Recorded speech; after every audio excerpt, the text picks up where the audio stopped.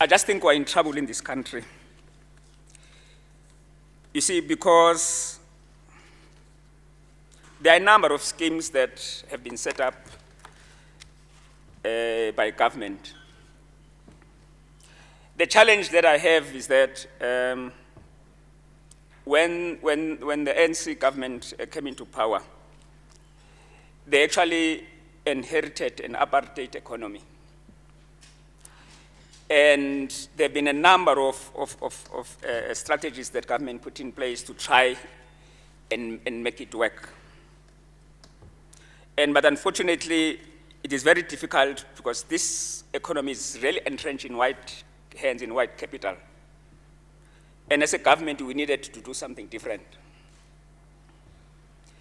And the problem that we have is that from a government perspective, whilst we have all these wonderful regulations and laws, we have not been bold, in trying to sort of change the game, as it were, because we have been very shy, I think, to deal with the issue.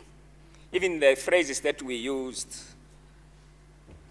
previously disadvantaged people, instead of saying black people, we're trying to place equity in the majority of black people in this country who have been hitherto disadvantaged and dispossessed.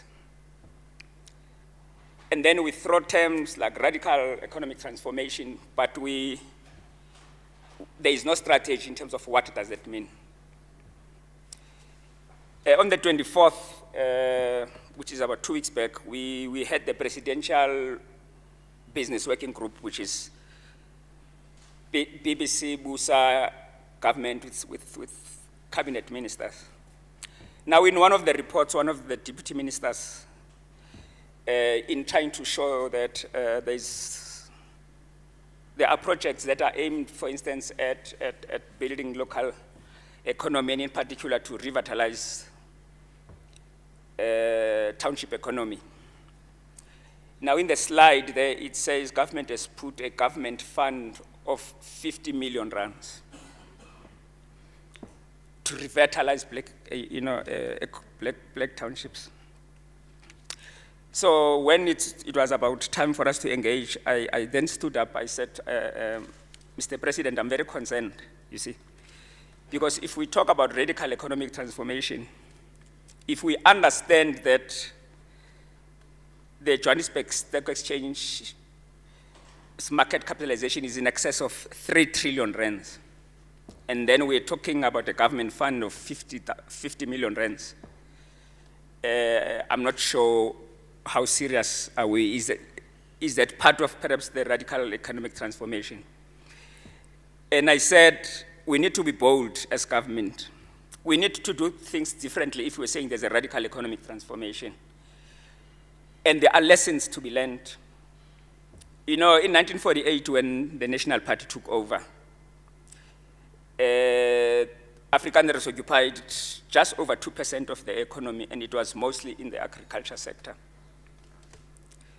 And the National Party had to deal with the poor Afrikaner problem, as well as literacy and semi-literacy problem of Afrikaners. And they had to do certain things to make sure that they can reposition Afrikaners in a place of pride in their new dispensation. One of the things, obviously, that they do in terms of job reservation, they introduced job reservation precisely because they wanted then to reserve jobs for Afrikaner.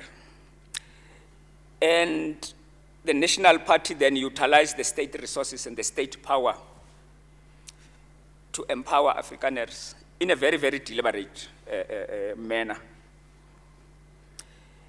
And they didn't have all these schemes that we have. They didn't have white economic empowerment, because the problem with us is that when you talk about these things, nothing happened. They just knew that they have a mandate from the voters to make sure that they can empower their people. And therefore, they created democratic institutions that were placed to make sure that they can empower Afrikaners. I think today, Afrikaners in the economy, I think they are almost in excess of 60%, because there was a deliberate strategy to make sure that we can empower white people. obviously they work with government. I mean, they established the IDC, which in fact, the IDC came as a result of a proposal by two Afrikaner professors from Vereeniging who said to government, we need to set up an institution that will mobilize resources that we will use to empower Afrikaners.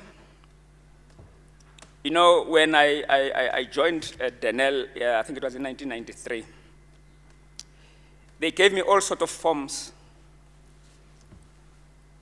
And I was at an executive management level, but they gave me all sorts of forms. The one form was of Allied Bank, so that I can fill it. They will open a bank account from Allied Bank, which is an Afrikaner bank. They gave me an insurance for my car. I had insurance, but no, it would be cheaper. But they gave me a Sanlam. In fact, it was a Santam form. And a number of other forms which were created to make sure that you do not decide where you want to bank, but you bank with those African. But what did they do? They created what I would call white hegemony. They created institutions that would make sure that they capacitate Afrikaners, and they were not shy about it. The same IDC today that is more stringent than most of the banks. And therefore, whilst a lot has changed, but practically nothing has changed. Yes, we have produced a number of wealthy black people. There's nothing wrong with that. But the problem is that, yes, we have changed lives of individuals, but we have not changed the game.